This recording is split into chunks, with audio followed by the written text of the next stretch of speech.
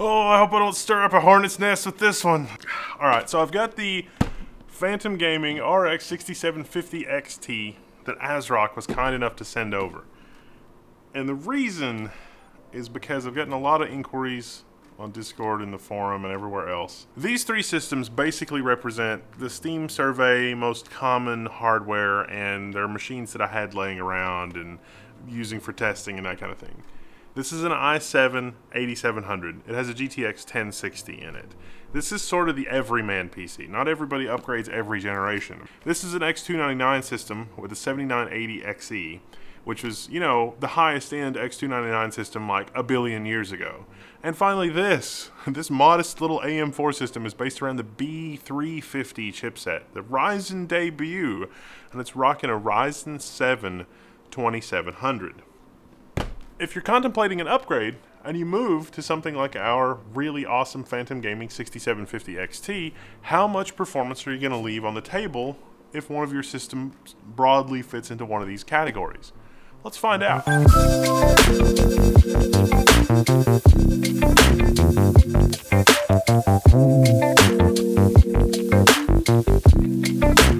So let's talk about it. Let's talk it through. Now, this system, as it will be set up, will be a quad channel configuration. If you're zooming into some of the pixels here, I've only got 2 sticks of memory in here right now because this is, you know, this is cobbled together from stuff we had in the office. And it is an XSPC custom loop. I'm not going to be overclocking this to the nth degree.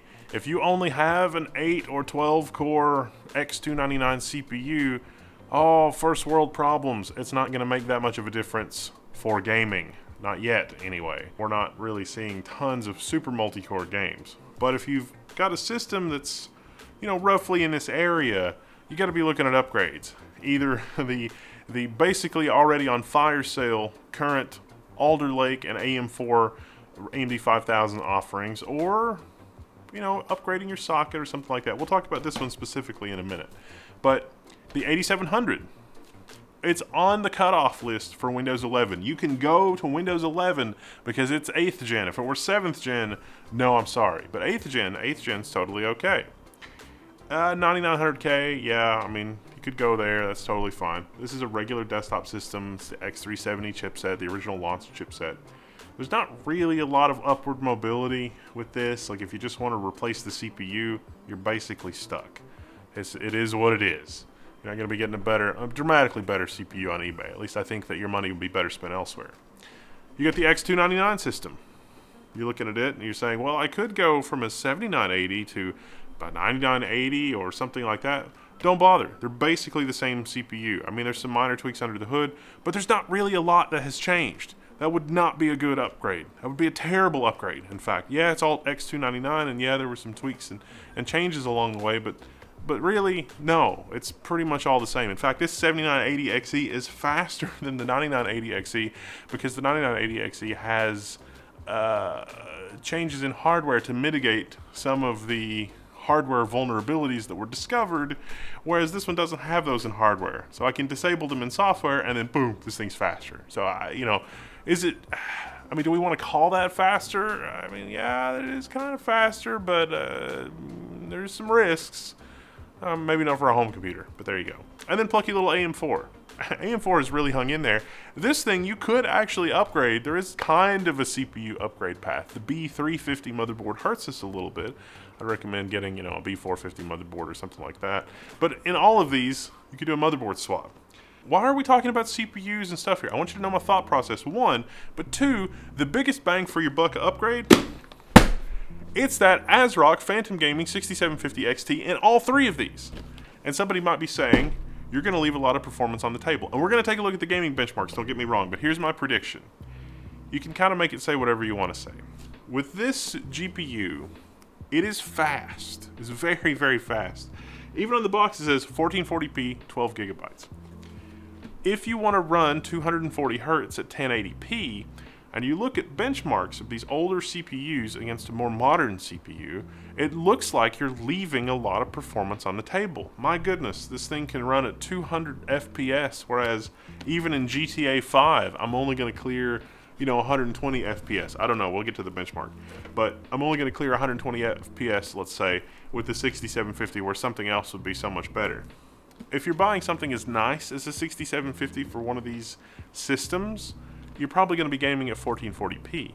When you up the resolution and you up the visual fidelity, the differences between the CPU become less. It's not that these CPUs are bad, it's the turnaround time is how you could kind of think of it. So when you've got a frame that the game is requesting to be rendered and all the prerequisite stuff handled before sending it to the GPU, the time that it takes any of these CPUs to turn that around is slower than any modern CPU. Even if we were overclocking this 7980XE to 5 GHz with custom cooled water loop and all that, hardware has changed so much for modern CPUs, both from AMD and Intel, that it really does make a huge difference in the render pipeline. Even with all the codecs and software updates, don't get me wrong, I mean, that all helps this older stuff too, but it really helps the newer stuff. So yeah, you look at that and you say, I gotta upgrade this machine, I'm leaving a lot on the table. But if you game at 1440p, or you game at higher visual fidelity, or you don't have a monitor that can go over 60 Hz, you're not leaving anything on the table. Let's take a closer look at what we're upgrading to. This is pretty much what you get in the box. Ooh. That's the appealing thing about these videos. Love showing off new hardware.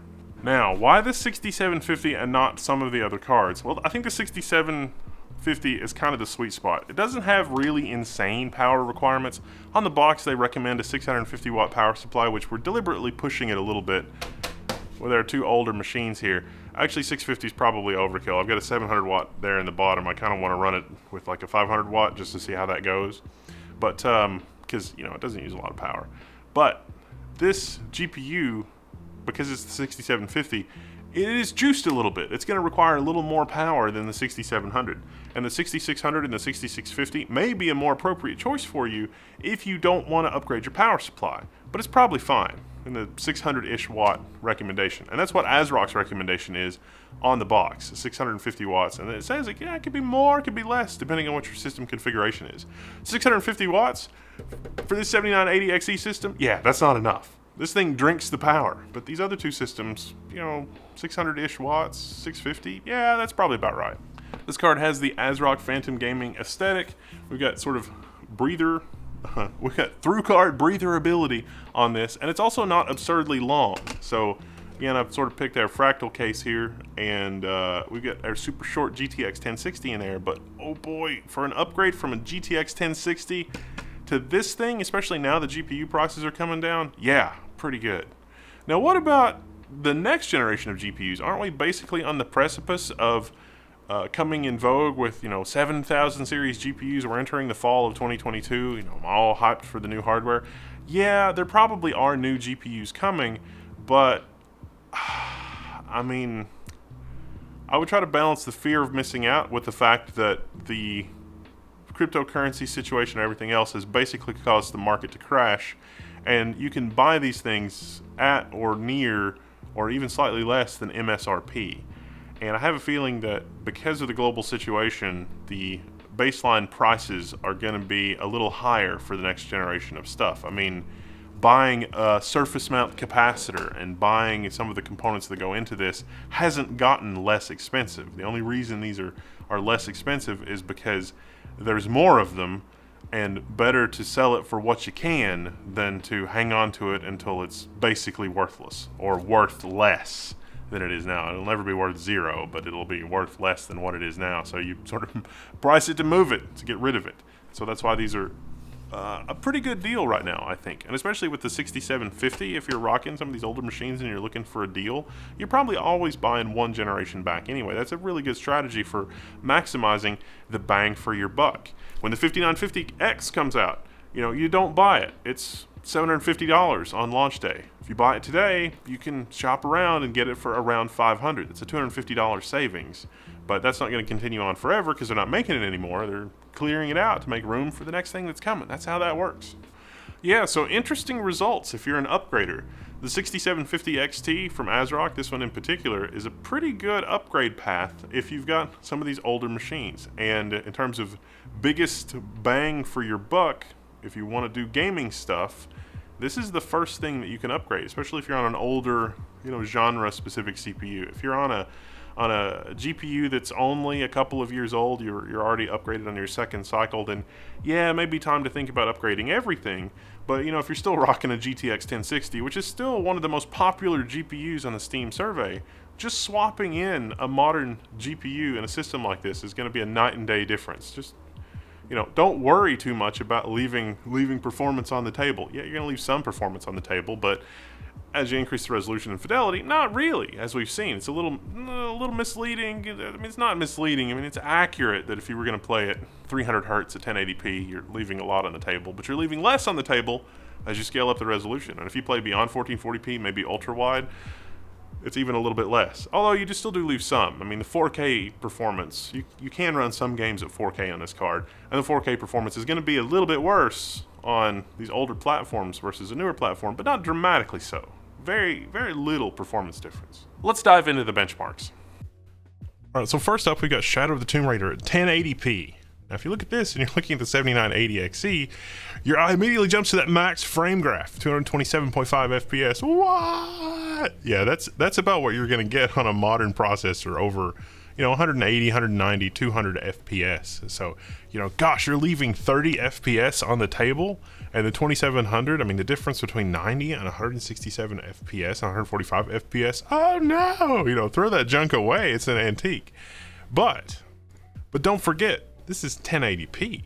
Are you really gonna play Shadow of the Tomb Raider at 1080p on a 6750? Step it up to Shadow of the Tomb Raider 1440p. Things still look pretty interesting here. It's what our frame rate's basically unchanged. Yeah, 90 FPS for the 2700, 138 FPS. Okay, we've lost some ground there for the 7980XE, and 125 FPS for the 8700. I mean, okay, this card can do 160 FPS with a, you know, top of the line modern machine, but 138 FPS is respectable. Do you have a 120 hertz display? Well, you could do that. I mean, even, you know, 90 hertz is respectable on the 2700. And if you were rocking something like that GTX 1060, this is still going to be a substantial upgrade. Borderlands 3, that's an older title, and you look at it, it's 107 FPS, 125 FPS, 95 FPS average for our three systems. That's very playable. Yes, you can get dramatically higher frame rates, sort of kinda, on a more modern system, but if we step it up to 1440p, you know, 90, 92, 85, wait, things are basically evening out here. It's, you know, 90-ish FPS, even on our 2700. What about an even older title, like GTA 5? Look, GTA 5, the engine, it tops out at like 140, 150 FPS. It starts doing weird things at 150 FPS. And our performance is basically identical across all three machines. I mean, yeah, 95 to 111 FPS. Okay, the 2700 is struggling a little bit at 1080p, but again, you step it up to 1440p with GTA 5, and the performance is, the delta between these three systems is 68 to 72. That's not a lot. That's not a lot of difference. And that's GTA 5, which is super, super unoptimized. So, you know, here I am at my desk actually playing games. And it occurs to me, I also forgot to mention FSR 2.0. Tiny Tina's Wonderlands just got an FSR 2.0 update. And that is also a game changer. If you want to be able to run 4K at 60 FPS with this card, even on these older systems, you're going to be able to do it. You're going to be able to leverage technologies like FSR 2.0 in a lot of titles and do the upscaling thing and run at the native resolution of 4K, if that's what you're rocking, or your native ultra wide resolution or whatever it is, and have a really top tier gaming experience with, you know, what is not the absolute top tier graphics card. You find a deal on it, you know, if you find it at MSRP or below MSRP in these, you know, crazy economic times that we're in, even if you have a 2700, that's going to be a good upgrade. Now, I think if you have a really old system, something older, you know, 2700 or older, you know, you're still rocking a Ryzen 1700 or something older than an 8700, like a 7700. I mean, all of these systems really are sort of pushing the upgrade. I mean, they should be upgraded. And our ASRock Phantom Gaming 6750 can still be used in another machine in the future. So if you do upgrade, you know, you see a motherboard and CPU on fire sale, or, you know, if you're rocking that AM4, you've got a lot of drop-in options that aren't going to cost you a lot of money. That would be a pretty good upgrade. If your motherboard is reasonable, I think I'd rather have the 6750 plus a good CPU versus like a 6850 or the 6950. I reviewed the ASRock Phantom Gaming 6950 XT because we actually bought one of those because we were able to get it at retail. And good lord, that is a fast card. And yeah, getting a card like that for one of these systems, I don't think that makes as much sense unless you're planning to get, you know, a new CPU in pretty short order. But something like that AM4 system, you could drop in a more modern CPU, a 3 or a 5000 series CPU, probably, depends on the motherboard. And it's going to completely change all these gaming numbers, especially for the lower resolutions, like a 1080p. But if you've got, you know, a 60 hertz monitor, none of this is even relevant to you. You can turn up all the detail and play it in 60 FPS locked. You got to have a faster monitor. So it might even make more sense to get the 6750 plus a good gaming monitor if you're still rocking a Dell OEM monitor, and then upgrade your ancient, you know, AM4 2700 CPU or your ancient i7 8700. Maybe that. I mean, it's exciting because, you know, when has the monitor been the bottleneck? But there's a lot of really good gaming monitors that give you a really good visual fidelity, really good gaming experience, and will really let these cards do some awesome stuff. So as I show you these graphs, just keep in mind that technologies that let you do upscaling are going to push these frame rates even more than what we see on these graphs. These are like super conservative numbers. You can get even more out of it playing with visual fidelity and upscaling tech. So there's headroom here. Anyway, that's enough of that. I'm Wendell, this is Level 1. Hopefully you enjoyed our look at the Hopefully you enjoyed our look at the ASRock Phantom Gaming Radeon RX 6750 XT, and you like that sort of insight into the benchmarks. It's a little unusual. Nobody ever talks about that kind of thing, but for upgraders, I think it's sort of important. All right, I'm signing out, and you can find me in the Level 1 forums.